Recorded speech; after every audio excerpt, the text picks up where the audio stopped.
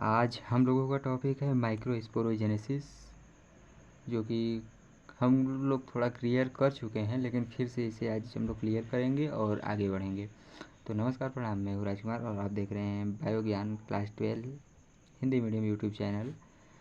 तो अगर वीडियो पसंद आए तो वीडियो को लाइक कीजिए, चैनल को सब्सक्राइब कीजिए और एक प्यारा सा कमेंट ज़रूर कीजिए, जिससे हमारा उत्साह बढ़े और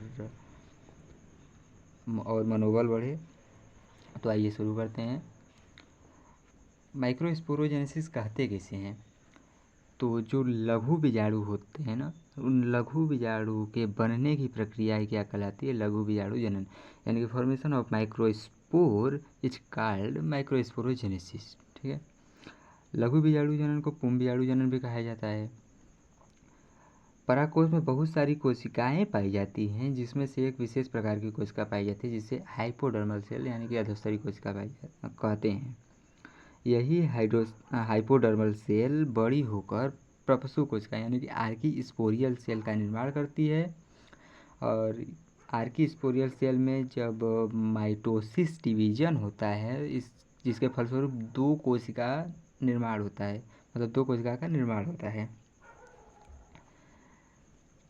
दो मातृ कोशिका का निर्माण होता है। ठीक है। अब दो कोशिका है, प्राथमिक भित्ति कोशिका और प्राथमिक पुंज बीजाणु कोशिका। प्राथमिक भित्ति कोशिका किसे कहते हैं? प्राथमिक भित्ति कोशिका बहुत सारी कोशिकाओं का समूह बनाती हैं। ठीक है, समूह बनाती हैं। ये कोशिकाओं के समूह कई स्तर में बटे होते हैं। ठीक है।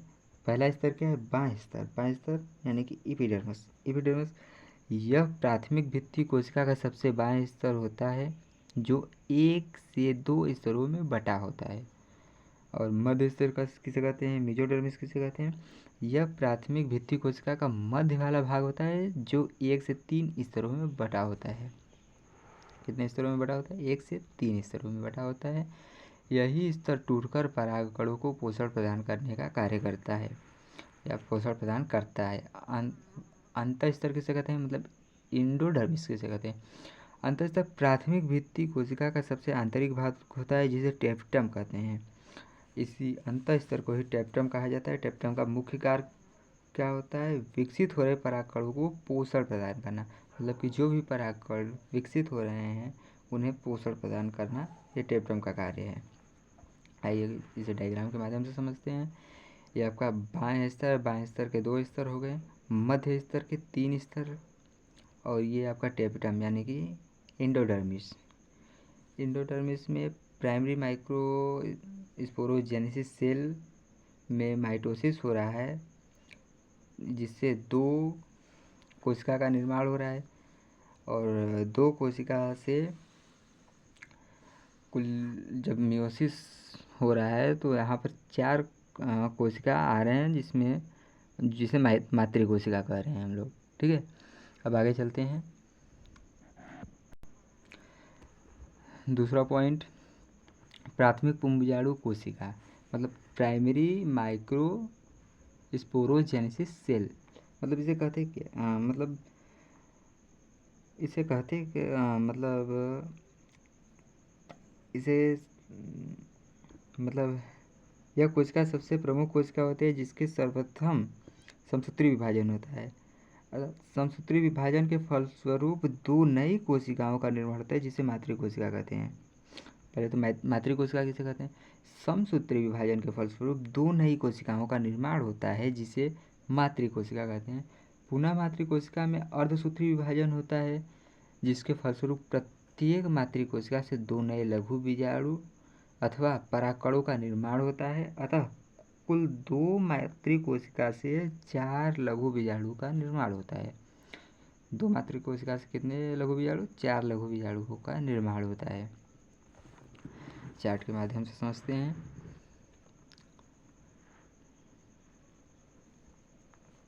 ये आपका हाइपोडर्मल सेल है, मतलब अधोस्तरी कोशिका है, जो कि मेच्योर रूप में है। और यह आर्की स्पोरियल सेल मतलब बड़ा होकर प्रपसु कोशिका बन रहा है। और इस प्रपसु कोशिका में माइटोसिस की प्रक्रिया हो रही है, माइटोसिस डिवीजन हो रहा है। और यह 2 भागों में बट रही है, प्राइमरी पेरियंटियल सेल और प्राइमरी माइक्रोस्पोरोजेनेसिस सेल। और ये जो प्राथमिक भित्ति कोशिका ये 3 भागों में बटा है, बाह्य स्तर, मध्य स्तर, अंतः स्तर। और प्राथमिक पुंबीजाणु कोशिका जो है ये 2 मदर सेल है, 2 मदर सेल का निर्माण हो रहा है और इन 2 मदर सेल में 4 लघु बीजाणु का निर्माण हो रहा है। ठीक है, अब आगे चलते हैं।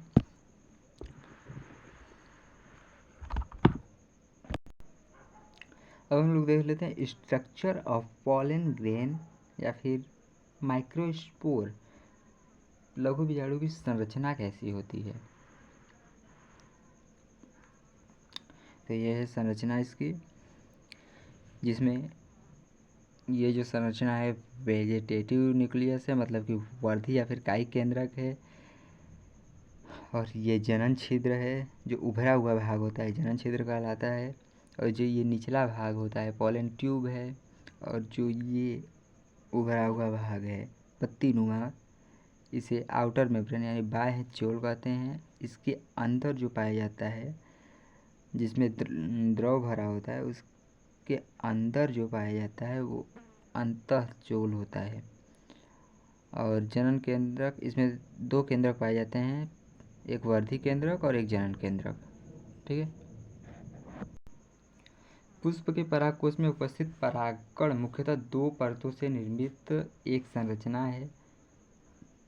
ठीक है, पुष्प के परागकोश में उपस्थित परागकण मुख्यतः 2 परतों से निर्मित एक संरचना है। पहला बाह्य चोल एक्जाइन, परागकण के बाह्य स्तर को बाह्य चोल कहते हैं। बाह्य चोल स्पोरोलेनिन द्वारा निर्मित सर्वाधिक प्रतिरोधी वाली संरचना है। किसके द्वारा निर्मित होता है? स्पोरोलेनिन के द्वारा। बाह्य चोल पर उभार युक्त जनन छिद्र पाए जाते हैं, जो उभरा हुआ भाग था ऐसे पाए जाते हैं। ये जनन छिद्र पराग नलिका का निर्माण करते हैं। जो जनन छिद्र होते हैं, ऐसे ही डायग्राम था ना, ये ऐसे करके आया था। तो ये जनन छिद्र जो होते हैं ये किसका निर्माण करते हैं? पराग नलिका यानी पॉलन ट्यूब का। स्पोरोलेनिन में जैविक अपघटन मतलब बायोडिकम्पोजिशन की प्रक्रिया अत्यंत नगण्य मतलब अर्थात नहीं के बराबर पाई जाती है। स्पोरोलेनिन की इस विशेषता के कारण परागकण नष्ट हो जाता है। ये जो विशेषता पाई जाती है कि बायोडिकम्पोजिशन की प्रक्रिया अत्यंत नगण्य होती है, इसी विशेषता के कारण परागकण नष्ट हो जाता है एवं अत्यधिक वर्षों तक सक्रिय होने की क्षमता विकसित करता है। नष्ट नहीं होता है। स्पोरोलेनिन की इस विशेषता के कारण परागकण नष्ट नहीं होता है एवं अत्यधिक वर्षों तक सक्रिय होने की क्षमता विकसित करता है। स्पोरोलेनिन की इस विशेषता के कारण परागकणों का जीवन काल अत्यधिक लंबा हो जाता है। और दूसरा इनर मेम्ब्रेन या फिर एंटाइन अंतःचोल, परागकण का आंतरिक स्तर अंतःचोल कहलाता है। अंतःचोल मुख्यतः किससे किससे बना होता है? पेक्टिन और सेल्यूलोज से बना होता है, जिसे पेक्टोसेल्यूलोज कहते हैं। अंतःचोल मतलब एंटाइन जनन छिद्र के बाहर वृद्धि करके पॉलन ट्यूब का निर्माण करता है। जनन छिद्र के बाहर ही वृद्धि करता है और बाहर ही पॉलन ट्यूब का निर्माण कर देता है। परागकण परागकोश से निकलने से पूर्व केंद्रकों में माइटोसिस होता है। मतलब परागकण परागकोश से निकलने से पूर्व केंद्रकों में माइटोसिस की प्रक्रिया संपन्न करता है। बड़ा वाला केंद्रक वर्धी केंद्रक होता है, जिसे वेजिटेटिव न्यूक्लियस कहते हैं, तथा छोटा वाला केंद्रक जनन केंद्रक होता है, जिसे जेनरेटिव न्यूक्लियस कहते हैं। मतलब इन दोनों न्यूक्लियस का निर्माण करता है। 2 केंद्रक बन जाने की स्थिति में ही परागकण परागकोश से बाहर निकलता है। जब ये 2 केंद्रक मैच्योर हो जाते हैं, बन जाते हैं, तभी परागकण जो है परागकोश से बाहर निकलता है।